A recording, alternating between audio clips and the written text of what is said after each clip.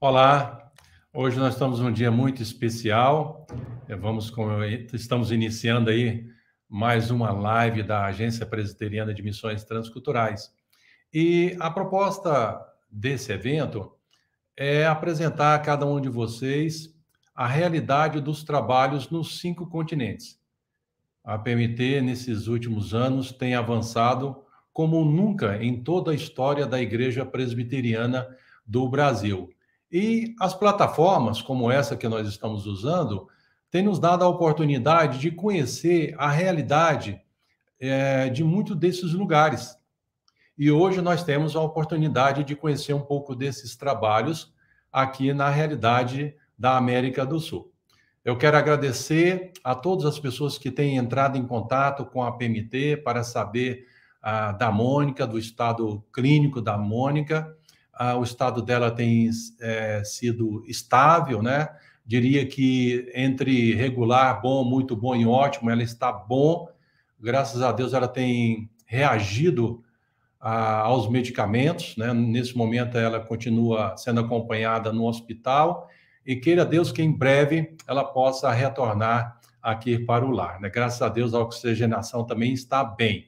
Quero lembrar também outros colegas, né? Como a família do reverendo Jário, né? A esposa, a filha, o reverendo Leonardo, a Célia e alguns outros que passaram, né? Devemos continuar aí orando por eles. Mas a você que está nos acompanhando, alguns estão nos acompanhando aí pelo chat, eu quero incentivá-lo que você coloque aí a cidade de onde você está, o estado, o país também, porque essas lives ela têm alcançado muitos lugares do Brasil, como também em outras partes do mundo.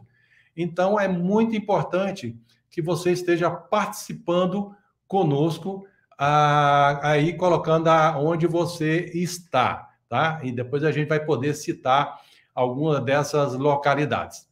E nós temos o grande privilégio, e daqui a pouquinho eu vou chamar cada um individualizado, né? De chamar irmãos que estão atuando na realidade da América do Sul, como também da América Central. E quero citar, nós temos aí o reverendo Amós, no Chile, o reverendo Maurício, no Uruguai, o reverendo Luiz Otávio, no Panamá, e também a Josi, que, juntamente com seu marido, atuando no trabalho de plantação de igreja na Argentina. Então, nós temos um grupo aqui riquíssimo, uma qualidade de live agora, que a gente vai ver o que Deus está fazendo através dele. Primeiramente, eu gostaria de convidar o reverendo Maurício aí para dar as boas-vindas, e aí a gente entra aí com o reverendo Maurício. Reverendo Maurício, muito obrigado aí pela sua participação aí de Montevidéu.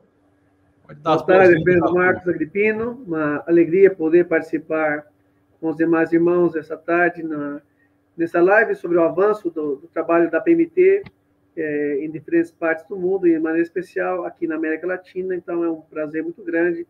E nosso desejo é que Deus seja glorificado e nós sejamos abençoados, desafiados por Deus a continuar avançando nessa tarefa preciosa que Ele nos tem confiado. E a gente não pode esquecer do resto da família, né? Tem aí a Certo. Sandra. Tem a Sandra, o Caleb e a Ana Teresa. Qual a idade deles? O Caleb está com 21 anos e a Ana Teresa com 18.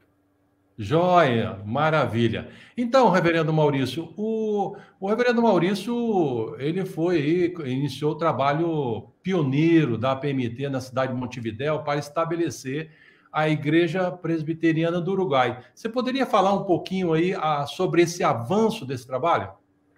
Sim, então, o Uruguai é o país da América Latina que menos evangelizado, e nós chegamos aqui no ano 2009, desafiados pela PMT para começar o trabalho presbiteriano. Até então, nós não tínhamos a presença da Igreja Presbiteriana no Uruguai, e também um país muito carente do evangelho, por volta somente de 5% de cristãos evangélicos nesse país. Então, nós começamos 2009, trabalhando aqui com muitos desafios, e pela graça de Deus, depois de alguns anos, nós começamos a ver os primeiros frutos, e hoje nós temos na capital a primeira igreja, aqui na região central, e temos uma congregação também na capital de um dos departamentos do Uruguai, Mercedes. Lá nós temos também uma congregação e hoje nós temos também um seminário teológico funcionando também durante a semana.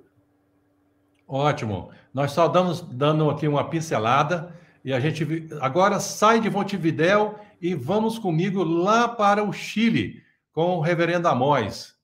Reverendo Amós, também um colega nosso. Seja bem-vindo, reverendo.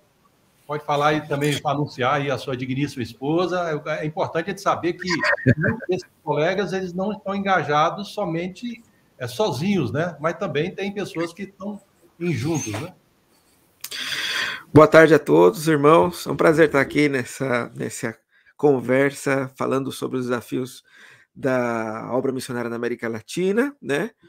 Mariana, minha esposa, também está acompanhando a gente aí pelo YouTube. Estamos aqui na cidade de Viña del Mar, no Chile. Uhum. Eu cheguei aqui no Chile em 2008 e tudo começou com um projeto de revitalização da primeira igreja presbiteriana de Viña del Mar. E esse projeto foi caminhando, avançando. No ano de 2017, a igreja foi capaz de trazer o seu próprio pastor de tempo integral chileno, e nós passamos então para um projeto de plantação. Estamos plantando a igreja presbiteriana Pródigo, aqui na cidade de Valparaíso, e começamos com um grupo de 8 pessoas em 2018, e hoje nós temos um grupo mais ou menos, um universo de 40, 45 pessoas, ali no bairro de Placeres, em Valparaíso. Estamos, então, trabalhando para poder organizar essa nova igreja, que seria a segunda igreja presbiteriana aqui na região de Valparaíso, que apesar de ter uma igreja com mais de 150 anos, só tem uma igreja presbiteriana, e essa, então, seria a segunda igreja presbiteriana aqui nessa região, uma das regiões mais importantes do país. Ótimo. Maravilha. Daqui a pouquinho a gente volta e você que está participando conosco no chat, vai colocando onde você está, cidade, estado e também país. Estamos vendo pessoas de várias localidades. Quero até aproveitar aqui citar alguma delas, né? Nós temos aqui de Guarulhos, temos pessoas do Chile, né? A Mariana do Chile, seja bem-vinda aí, Mariana, de Recife, Rio Grande do Norte, Vilhena, Bolívia, Rondônia aí, temos pessoas de Brasília, aqui do Rio de Janeiro também, Sorocaba, Altinópolis, Cocalzinho em Goiás, Cuiabá, e aí vai, Rio de Janeiro, que bacana de ter esse pessoal todo aí. Agora nós vamos dar um pulinho lá no Panamá com o reverendo Luiz Otávio. Reverendo Luiz Otávio, seja bem-vindo aqui nessa live, para a gente compartilhar um pouco sobre os avanços da PMT. Fala aí da sua família de introdução, depois fala do avanço do trabalho da Igreja Presbiteriana do Panamá. Muito obrigado, reverendo. Muito obrigado, reverendo Agripino. Uma alegria estar participando, a gente ver rostos conhecidos e ver a PMT tão próxima, né? A PMT é uma família, verdadeiramente. E interessante, a gente, Janete está aqui do lado, daqui a pouco ela aparece, minha esposa, tem o João Otávio, tem 12, e o Tiago tem 10 anos, estamos aqui no Panamá desde 2017. E o Panamá, reverendo Agripino, irmãos, é uma localidade muito interessante, é um país pequeno, mas muito central, na América Central, porque a característica, né, ele atrai a logística do Panamá, ela acaba atraindo muitas pessoas, não só aqui da região da América Central, mas de toda a América. É um polo de atração de pessoas muito forte, inclusive em função do Canal do Panamá também. E é muito interessante, hoje nós estamos falando do nosso continente, América Latina, e é um continente onde estamos, onde o brasileiro vive. Às vezes o Brasil não se sente tão latino. E aqui, fora do Brasil, a gente percebe a força do Brasil. Aqui no Panamá, é um país que precisa da reforma, da teologia reformada, não há igreja reformada no Panamá. A gente percebe essa carência. O contexto evangélico do Panamá é basicamente pentecostal e neopentecostal. E nós percebemos até uma falta de conhecimento quando a gente fala da igreja presbiteriana, igreja reformada, parece que as pessoas não têm essa referência. Então nós viemos aqui, pela graça de Deus, há 4 anos, e há 2 meses nós alugamos uma casa para a igreja, então temos sede própria e estamos experimentando um momento novo aqui com o grupo tem crescido. Pela graça de Deus, nós estamos muito felizes e animados com o que Deus tem feito no nosso continente, particularmente aqui no Panamá. Reverendo. Ótimo. Obrigado aí pela primeira apresentação. Daqui a pouco a gente volta mais para saber um pouco mais dos desafios do Panamá, da Igreja Presbiteriana do Panamá. E também é importante a gente pensar aí, os colegas que estão nos acompanhando aí na live, pensar nos próximos blocos a questão de qual é o perfil, né, que hoje precisaríamos em cada uma dessas localidades, os desafios e o perfil de pessoas que poderiam engajar nessa causa. Saímos agora do Panamá, voltamos agora para a América do Sul, vamos lá para a Argentina, Buenos Aires. Olá, Josi. Muito obrigado aí pela sua participação. Boa tarde, reverendo. Obrigada. Muito bem-vinda. Aí pode falar um pouquinho aí, dando boa-vinda do pessoal, fala um pouco aí da sua família e dos avanços do trabalho. E eu gostaria, depois, no finalzinho dessa live, que a gente pudesse aí, se possível, no finalzinho, a gente mostrar a família de cada um, né? Aí você, Josi, chama aí o maridão, né? O reverendo Amós também chama a Mariana.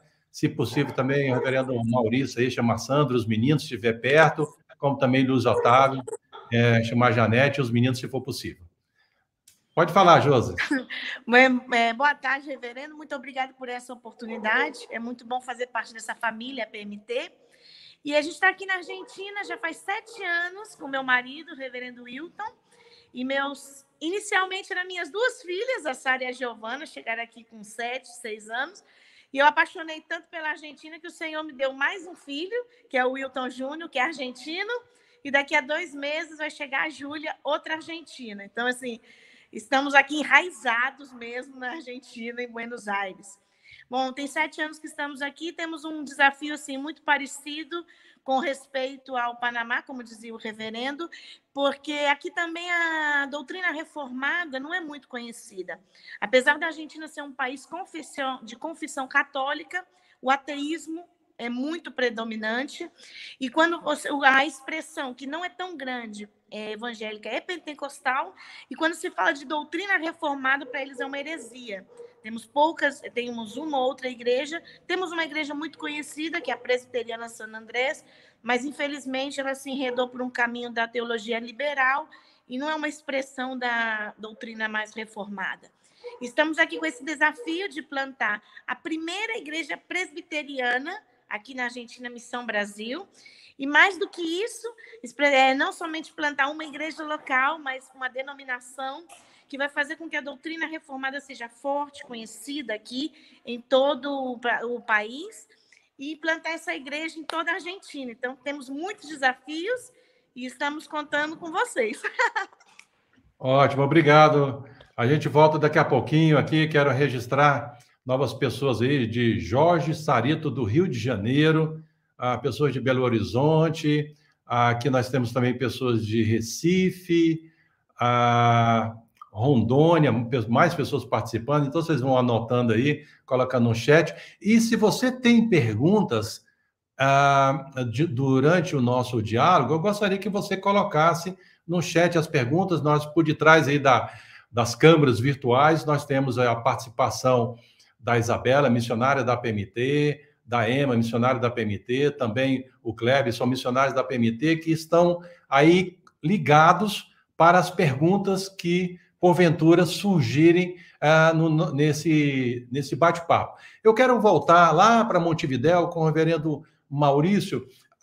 Reverendo Maurício, pensando na perspectiva do Uruguai, qual é o desafio, né? Nós estamos vendo várias pessoas aqui nos acompanhando. Qual é o desafio enquanto Igreja Presbiteriana do Uruguai? Então, o irmão pode abordar a perspectiva de desafio e qual seria também o perfil das pessoas para atender a esses desafios. Bem, reverendo Marcos, o Uruguai é um país desafiador, já pelo seu secularismo, um país resistente a todo o sistema de religião. Portanto, essa é a primeira barreira que a gente encontra.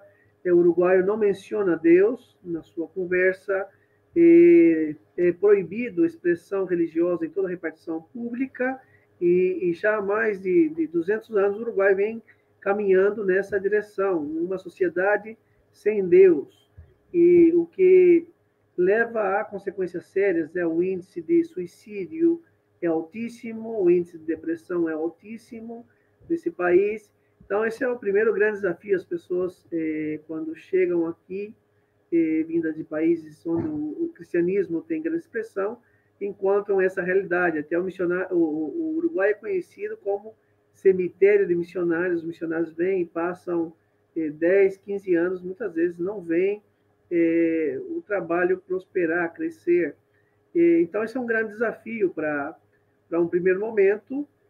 Nós chegamos, enfrentamos esses desafios. 2 primeiros anos, aí era muitas vezes pregando somente para minha família, e nós não tínhamos aceitação dos uruguaios, aquela resistência dura, mas a gente crê num Deus soberano, um Deus que tem os seus escolhidos, e que eles virão através da proclamação do Evangelho. E, através desse trabalho de pregar o Evangelho, Deus nos deu a graça de ver os primeiros frutos aqui, a igreja começar a crescer e poder hoje ter também aí por volta de 60 pessoas na igreja de Montevidéu, mais 20 pessoas no interior, já com oficiais, e os membros já trabalhando dentro da igreja em diferentes departamentos. Então, assim, o grande desafio nosso é poder plantar uma igreja em cada departamento. Nós temos 19 departamentos e mais de 1,5 milhão da população. O Uruguai é um país pequeno,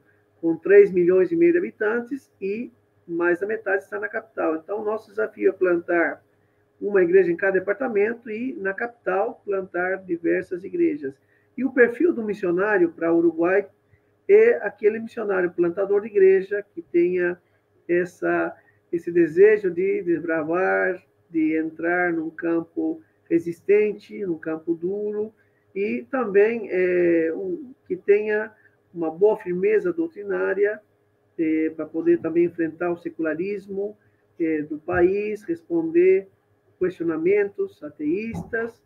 E também uma outra necessidade é a questão de educação teológica, o seminário. A pouca expressão evangélica no país também tem muito do movimento neopentecostal, que debilita a credencial da igreja dentro do país. Então, isso seria um pouquinho o perfil, um desbravador que tenha aí o desejo de começar trabalho de zero. E o desafio é esse também, de ver não somente uma igreja plantada, mas ver toda uma denominação plantada em todo o país. Foi bem pontuado pelo reverendo Maurício, né? E uma das partes da fala dele é que hoje há uma necessidade muito grande de pessoas que têm um perfil de plantador de igreja, né? Então, você que está nos vendo aí já vai guardando aí na sua mente, seu coração, para orar. Quem queira a Deus que você tendo esse tipo de perfil pode atender a esse chamado, né? O reverendo Amós, agora vamos lá para o Chile novamente. Reverendo Amós, qual seria hoje os desafios e também o perfil de pessoas para atender os desafios, conforme a sua compreensão? Então, o Chile ele está passando por grandes transformações nos últimos anos, já vem de alguns anos já. Passou de ter 4% de ateus agnósticos em 2000 para ter mais de 21% hoje, e é um número que continua a crescer. Então, o Chile é o país da América Latina onde o secularismo avança mais rapidamente. E isso tem gerado impacto, obviamente, nas igrejas, isso tem gerado impacto na presença evangélica, que é ainda muito limitada e muito estigmatizada. Então, o Chile tem grandes desafios também sociais, desafios políticos, e que provoca toda essa revolução cultural que o país está enfrentando, o que é um desafio na evangelização, né? O chileno ele é muito resistente na evangelização, assim, você tem que criar uma amizade, você tem que cultivar esse tempo para poder apresentar o evangelho de fato. Então, esse é o grande desafio hoje, né? Avançar na plantação de igreja num contexto cada vez mais secular, e cujo secularismo está crescendo de uma forma assustadora. Então, esse é o grande desafio hoje, plantar mais igrejas e recuperar, revitalizar as igrejas presbiterianas existentes. Existe uma igreja presbiteriana aqui no Chile, com mais de 150 anos, que é parceira da Igreja Presbiteriana do Brasil, chamada Igreja Presbiteriana de Chile, que é uma igreja reformada, uma igreja séria, e que tem agora investido nos últimos anos fortemente no seu seminário, na preparação teológica, com o seminário reformado, e nós colaboramos também com o seminário presbiteriano aqui do Chile. Então, o perfil do missionário para o trabalho aqui no Chile seria de plantador, um plantador de igreja que esteja disposto também a criar raízes e dialogar com essa cultura secular que tem crescido muito aqui no país, e também que possa colaborar com o seminário presbiteriano na formação de novos pastores. Também existe a demanda por pastores que tenham o chamado para a revitalização de igrejas. Existem muitas igrejas sem pastor, igrejas com 5, 10, 15 pessoas, e que obviamente são incapazes de sustentar um trabalho, uma obra pastoral ali. Então existe essa necessidade de revitalizar ou replantar algumas igrejas. Então esse é o estado do trabalho, e esperamos, né, que Deus levante mais obreiros para o Chile. É muito legal você falar isso, porque nós vamos observar que tanto o reverendo Maurício como o reverendo Amós têm pontuado aí o perfil. É fato que pessoas com outro tipo de perfil podem atender algumas demandas, mas se a gente colocasse no centro qual é a maior demanda, eu acho que é essa pulverização de plantador de igreja, né, reverendo Amós? Eu acho que é importante esse destaque da sua parte, o perfil de pessoas que atuam nesse contexto. Eu quero lembrar também que a PMT, ela atua na Bolívia, no Paraguai, na Colômbia, bom, na Argentina, que já citamos aqui, né? Também na Guatemala, no Peru e outras frentes, nós temos desenvolvido alguns projetos, mas não dá para a gente colocar todos os nossos colegas que atuam na América do Sul, né, que transcende esses que nós convidamos hoje, mas certamente muitos deles estão alinhados com essa mesma perspectiva até agora citado por esses dois irmãos. Vamos dar um pulinho lá no Panamá. Reverendo Luiz Otávio, então o irmão poderia falar um pouquinho qual seria o desafio que você percebe na realidade do Panamá e o perfil de pessoas que poderiam atender a esses desafios?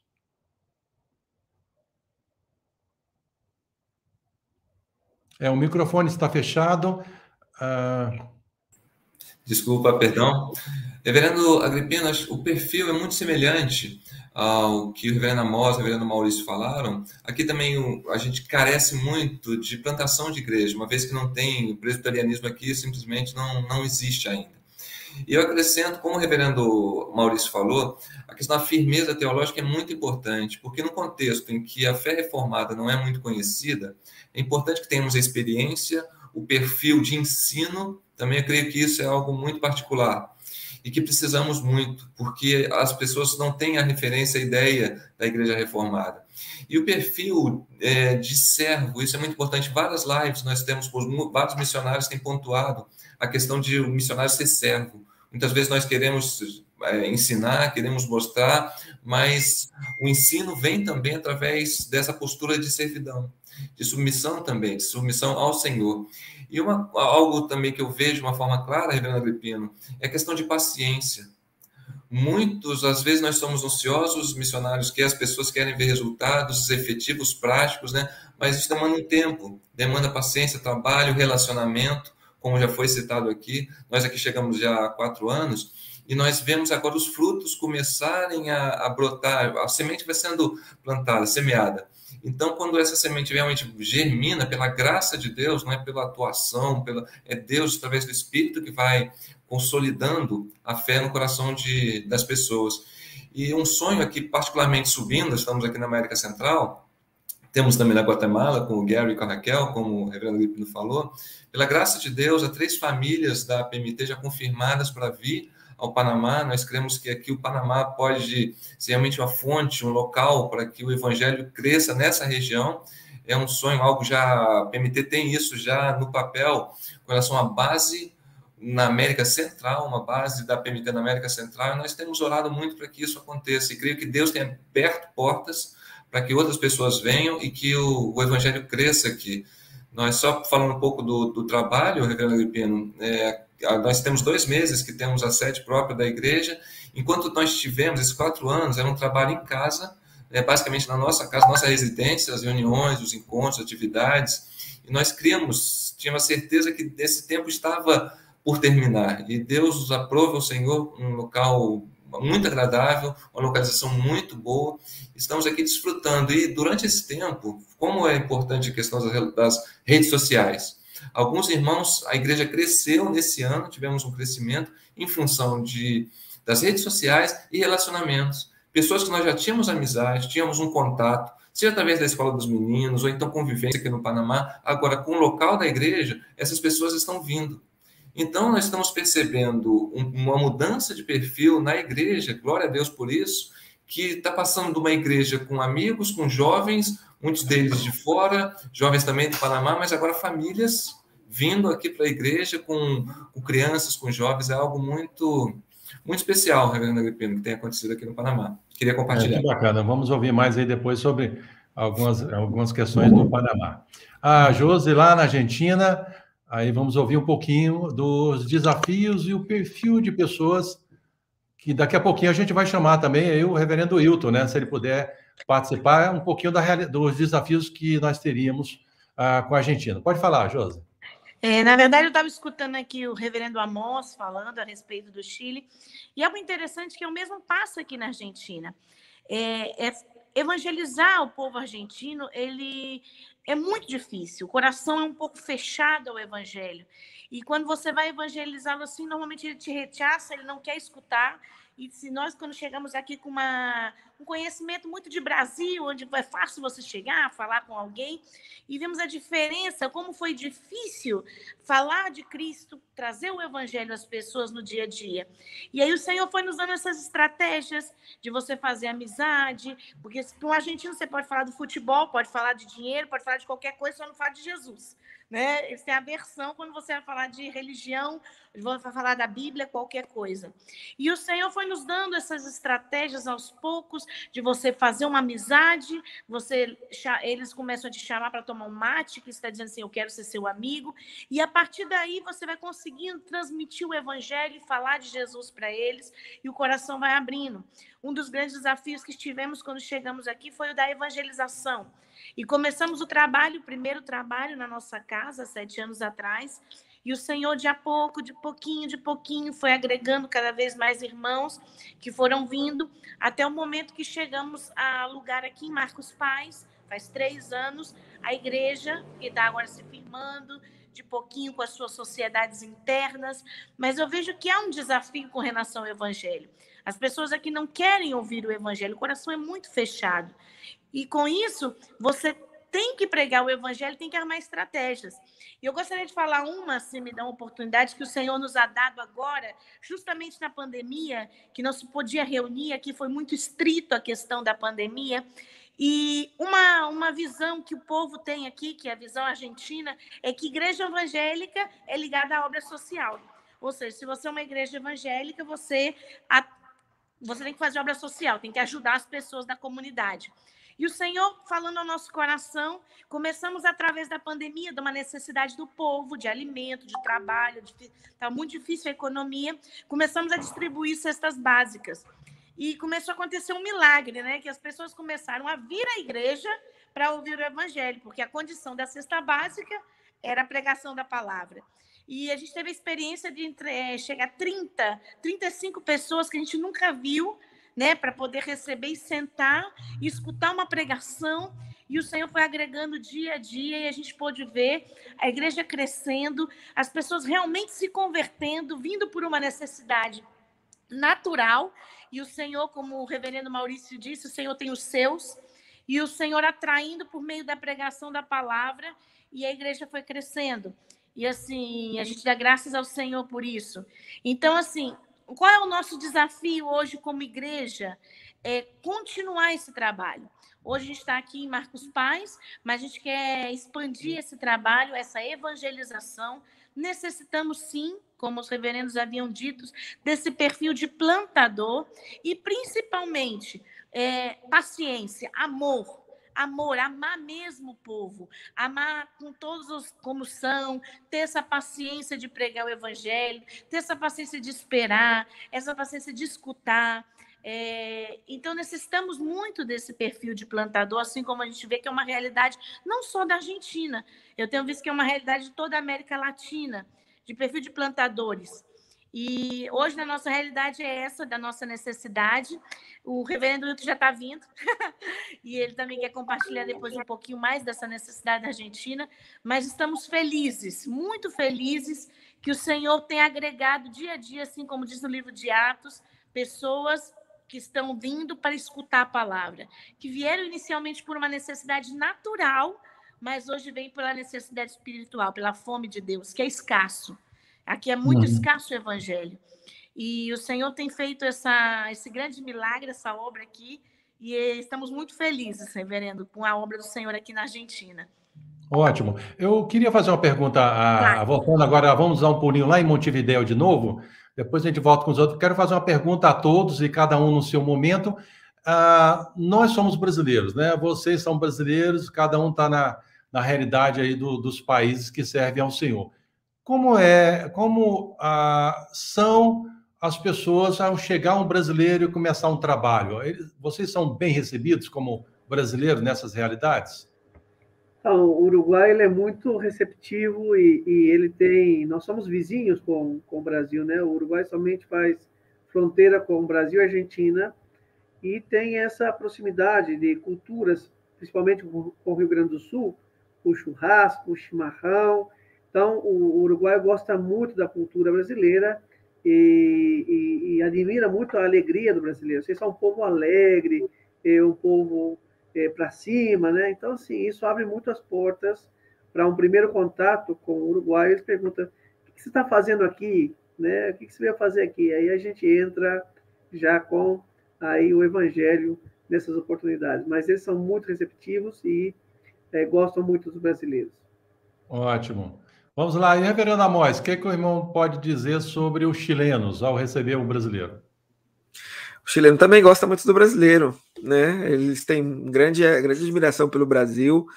O pessoal adora viajar para o Brasil para curtir as praias e tal. E quando a gente fala que é brasileiro, eles recebem a gente sempre muito bem, né? A gente nunca teve nenhum problema de recepção aqui por conta da nacionalidade. Abre até algumas portas, porque se a pessoa já foi para o Brasil, ela quer falar, e aí a gente começa já fazendo amizade por aí. Mas é bem tranquilo. Que legal. E a mesma coisa no Panamá, ou reverendo Luiz Otávio? Aí os panamenhos também... Com certeza. Com certeza. O brasileiro é sempre visto recebido com muito carinho e alegria. E isso é impressionante. Acho que portas são abertas. E só um dado curioso, reverendo Agripino, nasceu do grupo. Algumas pessoas nos pediram da igreja para aprender português. Então, a gente percebeu uma demanda. Então, a gente tem tido semanalmente aula de português e a gente anuncia para as pessoas, e muitas pessoas não cristãs participam da aula de português que nós damos, preparamos material com base bíblica, sempre colocamos algum texto, né? É uma ferramenta, é impressionante essa demanda por conhecer mais do Brasil, da cultura e da língua. É muito interessante. O Brasil é muito conhecido e reconhecido. Acho que talvez o brasileiro não perceba isso. É importante destacar isso, pastor. Talvez seja isso mesmo. É a mesma coisa aí na Argentina, Josi? Porque a rivalidade. Aí, o reverendo Hilton. Seja bem-vindo, viu, reverendo? Obrigado aí por poder entrar aí nessa live aí. Depois você vai ter uma oportunidade. Aliás, você já pode falar. Mas aí, vocês dois, vocês pensam que, a despeito da rivalidade do futebol, o argentino recebe bem o brasileiro? Você pode falar. A rivalidade aqui complica bastante, porque a gente pensa que é só no futebol, mas não, tem uma certa rivalidadezinha mesmo entre Brasil e Argentina, né? Agora, não fale de futebol na igreja, não fale de futebol para ninguém na rua, não entre nesse mérito porque vai dar problema, né? Quando a gente quer falar de Jesus, se começar a discutir futebol, dá problema, porque o argentino, ele vive mesmo futebol. Ele é apaixonado mesmo. A alegria do argentino, ele comemora o futebol como se fosse o dia da pátria, né? O dia da pátria. Então, vale mais para ele o futebol, ganhar uma vitória no futebol, do que a própria pátria. Então, se a gente começar a conversar, eles começam conversando, brincando, e tal, e dá aquelas risadas e tudo, mas depois começa a apelar, começa a ficar séria a coisa, começa a ofender eles fortemente. Então, não é algo realmente discutível, né? Tem que ter sabedoria nesse momento de falar com o argentino sobre futebol. Falando da Argentina, chegou um argentino aqui.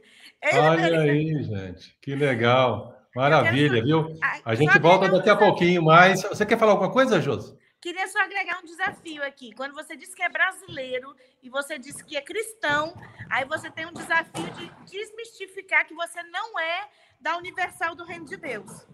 E para eles, brasileiro crente é universal. Então, você tem esse grande desafio, né? Tem que fazer essa distinção, né?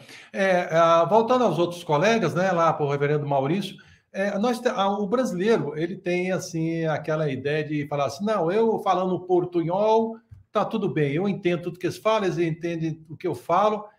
Na pregação do evangelho, isso é realidade? Esse contexto realmente existe na sua região?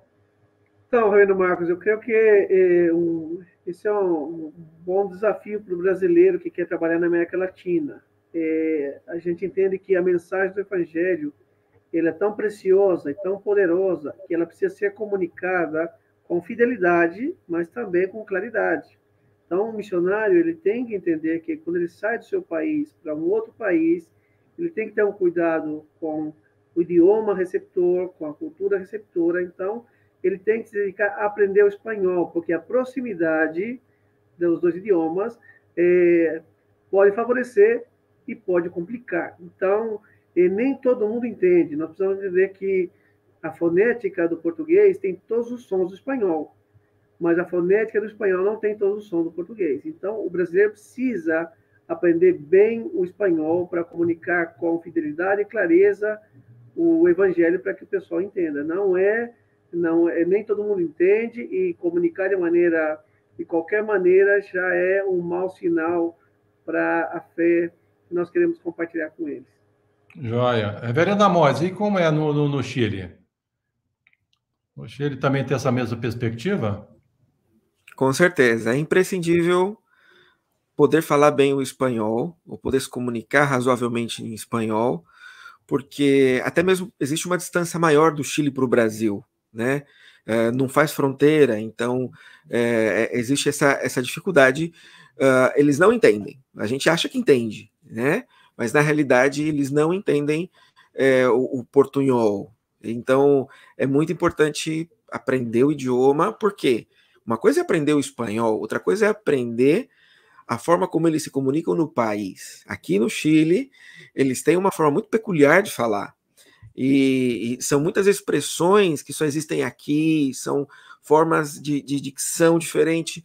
E se você não entende, você não escuta, não percebe o que eles estão falando e dificulta. Então tem esse primeiro processo. O ideal é que o missionário venha sabendo o espanhol, para que aqui ele possa também, já conhecendo o espanhol, se adaptar à forma como as pessoas falam.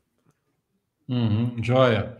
E Luiz Otávio, reverendo Luiz Otávio, e no Panamá, como é essa realidade?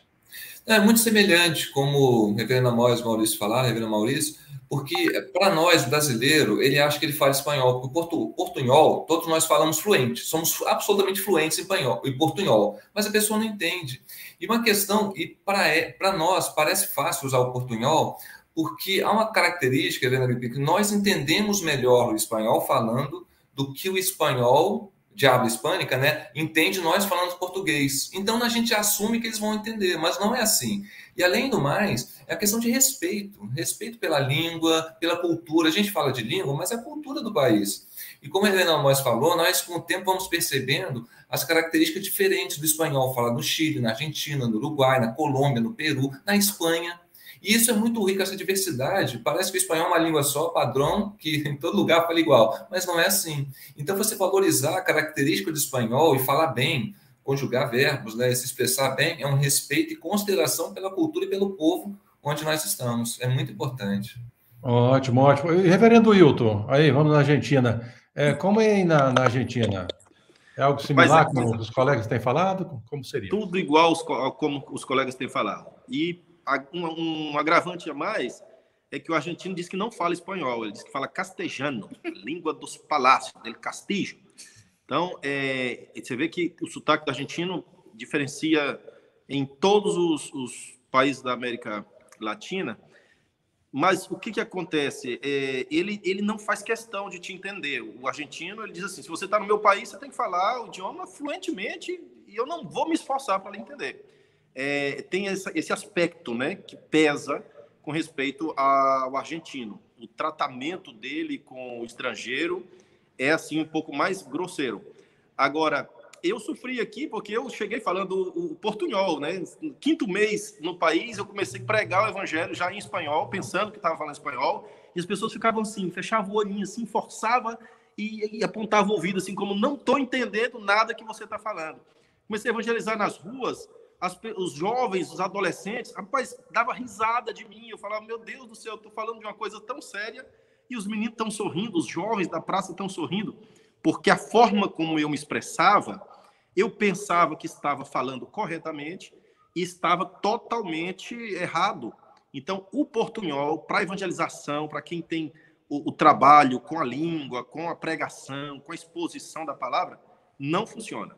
Não sei. Excelente, muito obrigado aí por vocês responderem isso aí, porque muitas vezes a gente tem essa visão de que o portunhol é a língua falada na realidade da América Latina, né? Na verdade, nós brasileiros, em geral, a gente tende a entender um pouco mais eles falando, mas quando a gente vai falar, a coisa é outro tom, é outra realidade, né?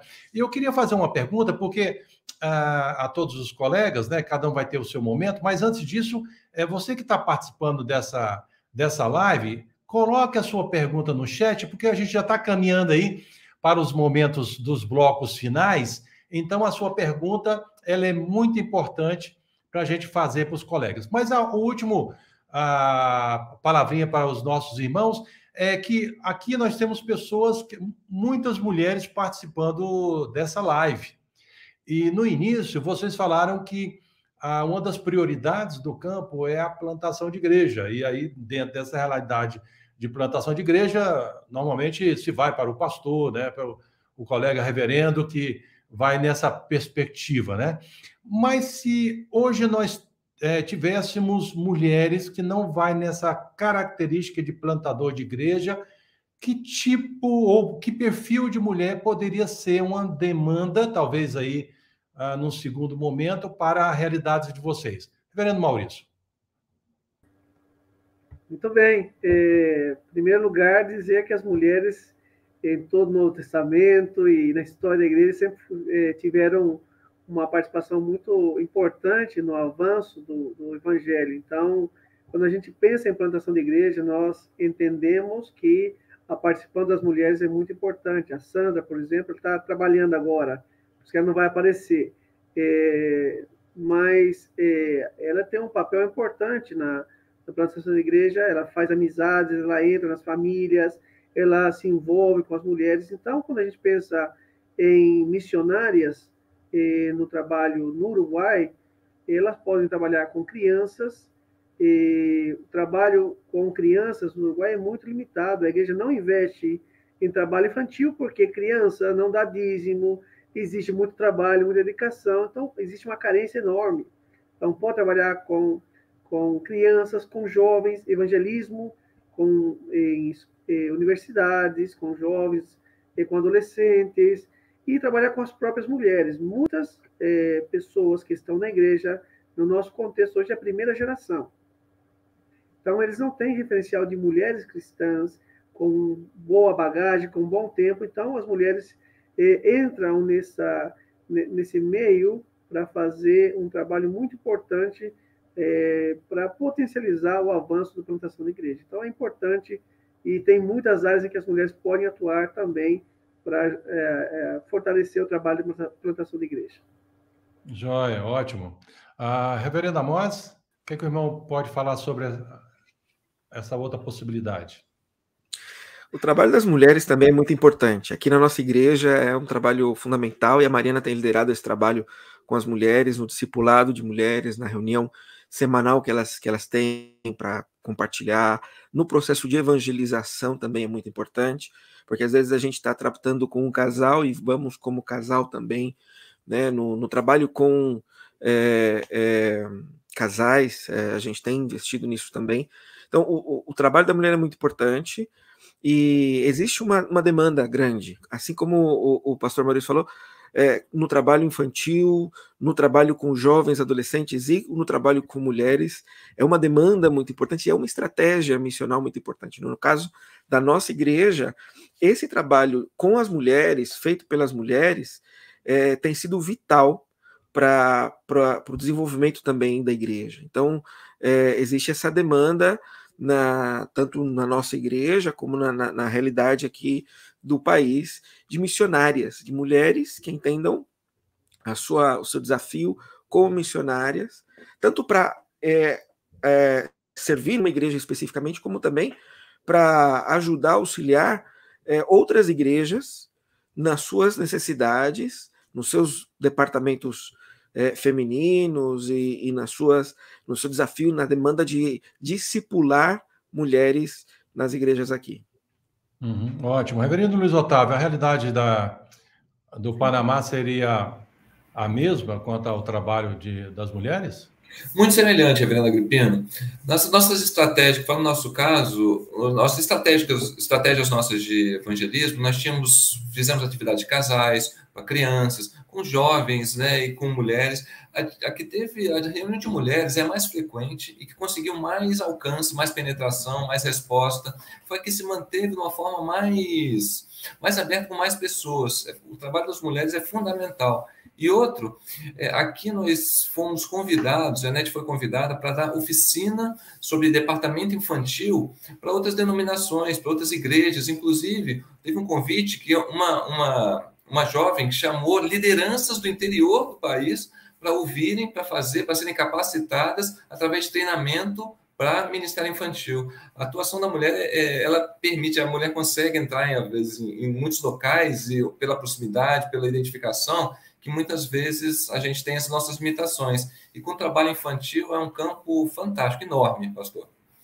Joia. E a realidade da Argentina, reverendo Wilton e Rosi, seria a mesma que os outros compartilharam aqui, dos outros colegas? É bem similar, né? É como se estivessem falando as nossas palavras mesmo. A gente fica por último, aí todas as opções ficam limitadas. Na verdade, eu trabalho com criança, eu trabalho com adolescentes, com jovens também, com mulheres, não é? Hoje, minha esposa é que leva adiante o trabalho com as mulheres, mas trabalhava com adolescentes, crianças e também com as mulheres, tudo de uma vez, né? Então, existe uma necessidade muito grande, né, meu amor? Você quer falar? Eu queria só agregar essa questão do trabalho com a mulher, é muito importante, mas a gente tem uma experiência em relação à Argentina, que o argentino em si, ele dá muito valor ao trabalho infantil, no sentido de uma igreja que trabalha com a criança. E a gente tem a experiência aqui na igreja de que 2 matrimônios, eles se fortaleceram mais, eles se firmaram aqui mais, porque eles viram a atenção que era dada aos filhos dele. Então, eles se sentiam atendidos não só como matrimônio, como indivíduo, mas sentiam que os filhos dele tinham o mesmo respaldo espiritual que dávamos os pais. E eu tenho uma experiência até para contar com relação aqui, quando a gente chegou, a gente sabe que o missionário, ele faz tudo ao mesmo tempo, né? Ele limpa, ele evangeliza. Então, no início, eu tinha que cuidar das crianças, adolescentes e mulheres. E aí, quando eu comecei a cuidar das crianças, eu dizia, olha, vocês vão ser o futuro da igreja. E hoje a gente já está tendo a experiência que essas crianças, de 7 anos atrás, são hoje os responsáveis pelo louvor. Eles cantam no louvor, tocam o teclado, já são adolescentes, e uma hoje é a presidente da UPN, que é a União Presbiteriana de Ninhos, e ela que toma conta, uma das crianças que a gente cuidou na salinha, hoje é que leva a cabo, 17 anos, leva a cabo desse ministério. Então, assim, qual seria o perfil? Que ame trabalhar com mulheres, que é importantíssimo, mas hoje eu vejo assim, esse amor pelas crianças, pelo trabalho infantil, preparando os futuros pastores, os futuros missionários, os futuros líderes. Hoje é uma necessidade muito grande nossa aqui na Argentina.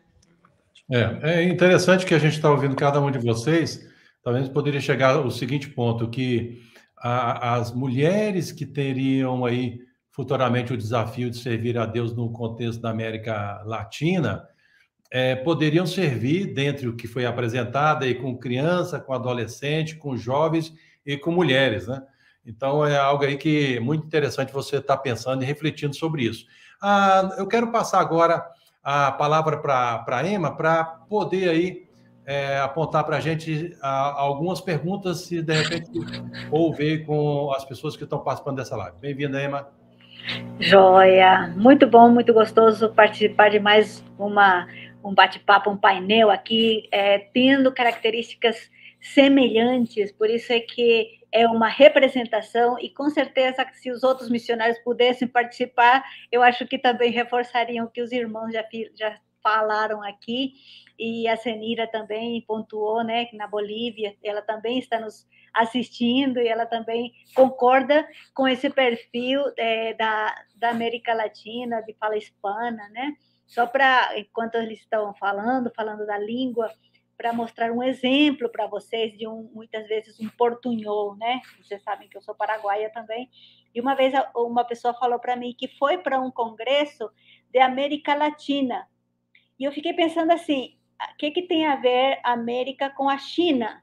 Porque o que a gente entendeu, o que eu entendi era América, a China, Latina, por causa do sotaque do T, que tem outro som. Então, é muito importante reforçar essa questão da aprendizagem da língua, né? Muito bom. Temos uma pergunta que fizeram para nós em off, mas eu gostaria de que cada missionário pudesse responder esta pergunta, quais seriam os projetos principais que vocês estão precisando de parceiros para executar, para concretizar, para levar adiante esse processo. Se cada um de vocês puderem dar uma palhinha para nós, para que as pessoas possam, de repente, se engajar e cooperar e se tornar parceiros desses projetos que vocês, com certeza, têm aí pela frente.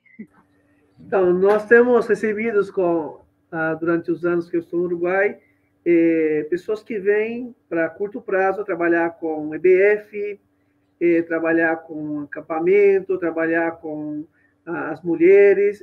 Então, a gente tem um leque amplo de oportunidades para trabalhar, e as pessoas podem entrar em contato com a gente organiza, e esse intercâmbio ele é muito enriquecedor para a Igreja Uruguaia. Então, a gente trabalha junto, a gente cresce junto, então tem várias oportunidades nesse sentido para a gente também evangelizar na rua, a gente faz sempre. Então, tem muitas oportunidades que a gente pode trabalhar junto. Obrigado, pastor. Podemos trocar um pouquinho? Bom, aí vamos na mesma sequência, tudo bem? Tudo bom. Então, aqui, alguns projetos importantes que nós temos. Primeiro é terminar a obra de restauração do templo que a gente atualmente ocupa, que é um templo muito antigo, que a gente está aí já há 3 anos, pouco a pouco terminando, mas existem várias iniciativas aqui na região, igrejas que estão sem pastor, então a gente vai iniciar, inclusive, no próximo ano, um novo projeto, mesmo sendo a gente ainda uma congregação, apoiando um projeto de replantação de uma nova igreja aqui na região, e seria muito interessante, né, que irmãos pudessem cooperar, ainda que por um tempo limitado, vir conhecer e apoiar, fortalecer o ânimo das pessoas aí, de repente, em alguma atividade nesse sentido, seria muito bom também. Então, agora vamos para o próximo, é Luiz Otávio. Emma, talvez um desafio de curto prazo para nós é que nós tivemos a bênção de estar começando a igreja no local próprio, né? Isso é uma bênção, Emma. Então, o nosso grupo ainda é pequeno, nós temos de 20 a 25 pessoas, nós temos as nossas limitações do próprio grupo, né? Então, talvez num primeiro momento realmente conseguir juntar, né, o aluguel da igreja, a gente deu um passo de fé, Deus honra, né? Mas a gente pensa muito em equipar a igreja, sabe, Emma? De ter móveis, de ter fogão, geladeira, máquina de costura, porque a nossa ideia é que a igreja seja aberta e que possa oferecer oficinas, sabe, para as pessoas, geração de renda, cursos de línguas. Então a gente está nessa expectativa, nessa alegria muito grande. Isso é um desafio nosso, assim, para curto prazo, Emma. Ótimo. Vamos ver na Argentina. Se alguém quiser cooperar com esse projeto, esse ministério, né? Amém, glória a Deus. Nossa urgência, nossa necessidade urgente aqui na Argentina é a compra do nosso terreno para a construção do templo, né? Estamos necessitando muito, é a nossa principal necessidade atualmente. Temos pensado várias coisas, né, de várias formas, como trabalharmos isso, como envolver a igreja brasileira, da igreja aqui em Buenos Aires. É uma necessidade grande, porque os aluguéis aqui são muito elevados, são muito altos, são baseados no dólar, nós estamos sem saber quanto que vai ser, e cada vez que nós pagamos o aluguel, a gente sente assim, muita dor, porque é um esforço muito grande. Os irmãos da igreja, a igreja paga esse aluguel, as rendas da igreja, o próprio dízimo e ofertas da igreja são que pagam o aluguel, mas cada vez que a gente entrega o valor do aluguel, a gente fala, meu Deus, porque isso poderia ser a parcela de um terreno, isso poderia ser tijolo, isso poderia ser alguma coisa que estaríamos construindo para a própria edificação da igreja, marcar a história nessa cidade. Então, nosso apelo é esse, né? A gente está clamando a Deus para conseguir levantar esses recursos necessários.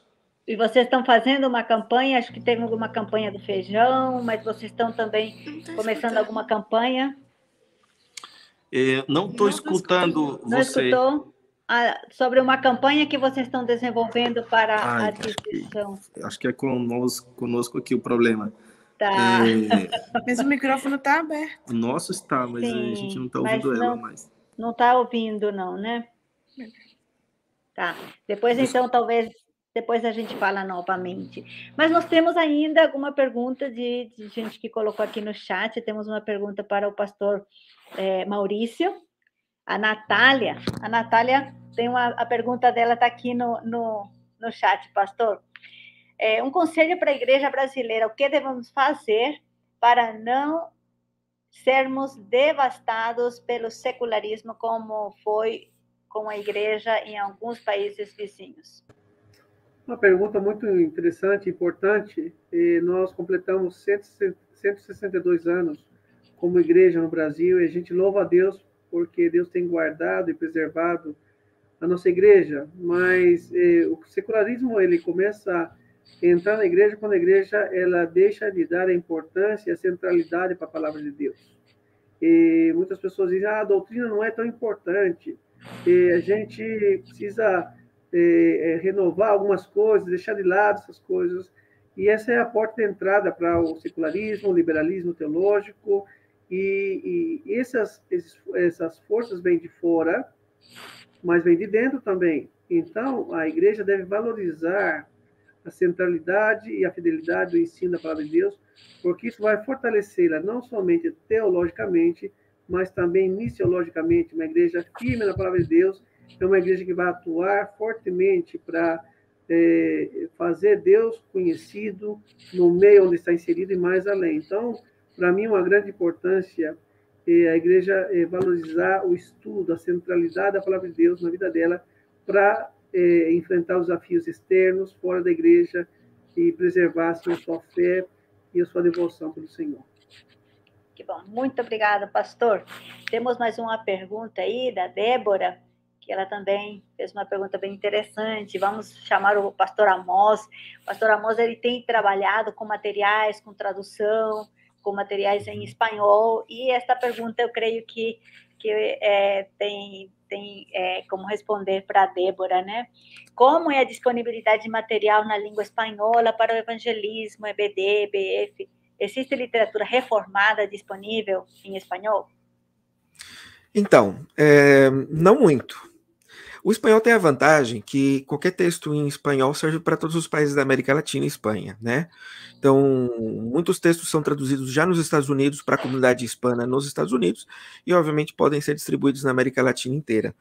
Mas existe uma quantidade mais limitada de recursos disponíveis comparado com o Brasil, porque o Brasil existem tanto produção de textos reformados em maior abundância, muitas editoras, diversas editoras reformadas, e ou que produzem material reformado, e o preço é muito mais acessível. O preço, aqui no caso do Chile, o preço é muito caro, né? Muito caro. Eu estava comentando com a Mariana outro dia de um livro que estão lançando aqui agora, e que eu já tenho, já faz vários anos, o livro da Casa Editora Presbiteriana, e que está saindo quase 5 vezes o preço do mesmo livro hoje, sendo vendido hoje no Brasil, né? E está sendo vendido como promoção de lançamento. Então, o preço é muito caro. Então, tem menos material, principalmente material teológico, assim, para formação teológica, né?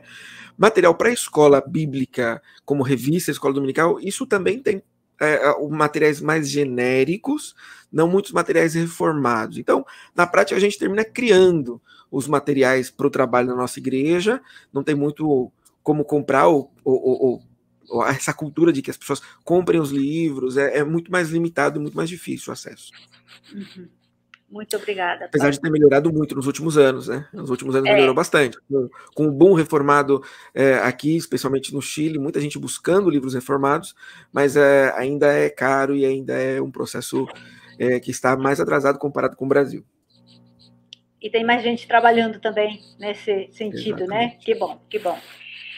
Nós temos uma pergunta aqui também para o pastor Agripino. Quais são os países que a APMT ainda gostariam de... aqui, está escrito também, deixa eu ler aqui. Quais outros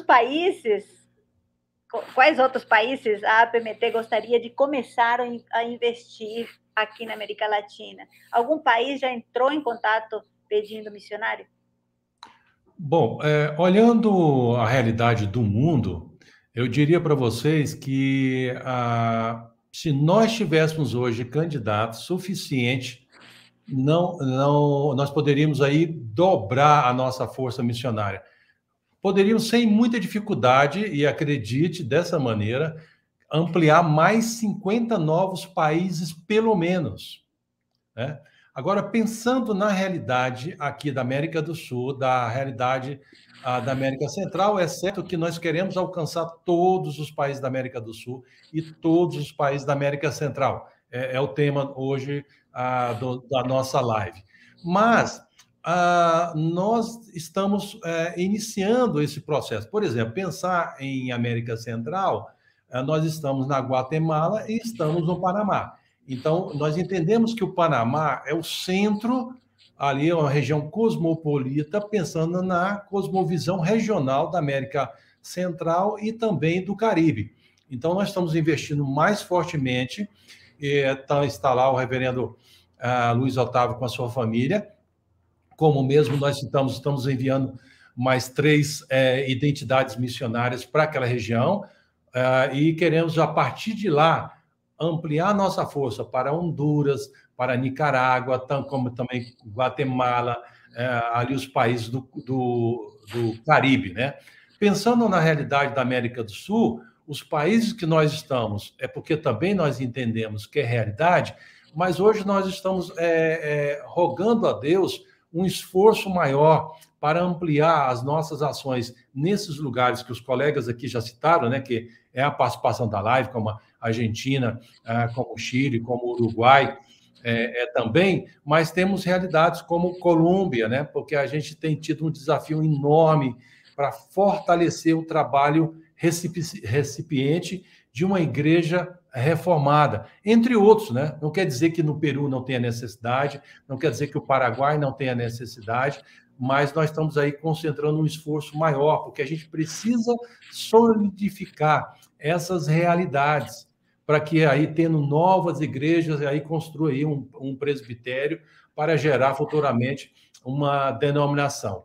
A visão é todos os países, mas agora a gente quer ter um esforço maior, mas não deixar de lado outras regiões que estamos atuando. Muito obrigada, pastor, e nós estamos já indo para o encerramento. Eu queria convidar vocês para o próximo sábado. Nós vamos conversar e conhecer um pouquinho mais sobre a realidade na Europa, conversando, batendo um papo, vendo as semelhanças, as diferenças que tem cada país, né? Vamos ter aqui o reverendo Dirceu Mendonça, da Espanha, vamos ter o reverendo Humberto, da Itália, a Clotilda, que é uma albanesa, que também trabalha na Albânia, e da França nós vamos ter o reverendo Marcos Azevedo. Convidamos você para assistir, e esta live também fica gravada, você pode compartilhar depois. Quem não pode assistir na hora do ao vivo aqui, do nosso bate-papo, pode assistir depois. Então, Deus abençoe grandemente. Terça-feira, não esqueça, nós temos também o nosso bate-papo com os missionários no nosso Instagram. Siga a gente também no Instagram. Nós temos também o nosso podcast, nós temos várias programações e nós criamos uma página muito especial para a igreja.